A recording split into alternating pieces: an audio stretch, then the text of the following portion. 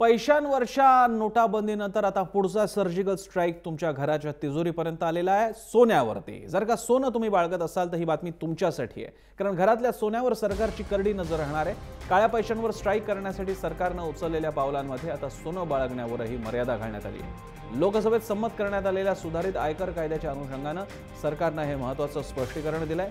8 नोव्हेंबरला सरकारने नोटाबंदीचा निर्णय घेतला होता, त्यानंतर अनेकांनी सोन्यामध्ये गुंतवणूक केली होती।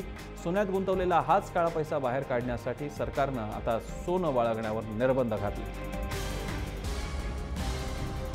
जो आपका क्या कहते हैं एंसेस्टर प्रॉपर्टी है, नहीं तो पहले से आपके पास सोना है, इसके बारे में कोई पूछने वाला नहीं है।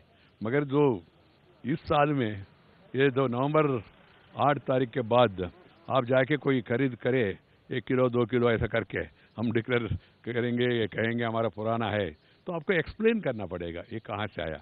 अदरवाइज फैमिली स्त्री धन जिसको कहते हैं हम लोग, और एंसेस्ट्रल वाला जो है महिलाओं के पास, उसके बारे में कोई सवाल पूछने वाले नहीं है। नक्की हे सरकारचे निर्बंध कशा प्रकारचे आहेत पाहूयात ग्राफिक्सच्या माध्यमातून। प्रत्येक विवाहितेला 500 ग्रॅम म्हणजे 50 तोळ सोनं बाळगता येईल। अविवाहित स्त्रीला 250 ग्रॅम म्हणजे 25 तोळ सोनं बाळगता येईल। पुरुषांना फक्त 10 तोळ म्हणजे 100 ग्रॅम सोनं बाळगता येईल। आई आणि मुलीला एकत्र 750 ग्रॅम सोनं बाळगता येईल। परवानगीपेक्षा जास्त सोन्याचे दागिने घरात असतील तर स्पष्टीकरण द्यावं लागेल। महिलांनी बचतीमधून घेतलेल्या दागिन्यांवर कोणताही टॅक्स नसेल। दरम्यान सरकारने सोनं बाळगण्यावर निर्बंध का घातलेत पाहूयात ग्राफिक्सच्या माध्यमातून।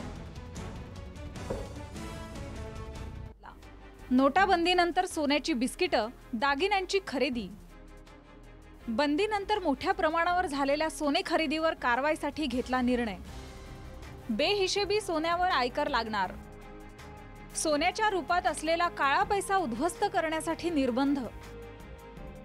इन्कम टॅक्स रेकॉर्डमध्ये सोन्याचा हिशोबही जाहीर करावा लागणार। भारताची जागतिक पातळीवरची सुवर्ण क्षमता स्पष्ट होईल।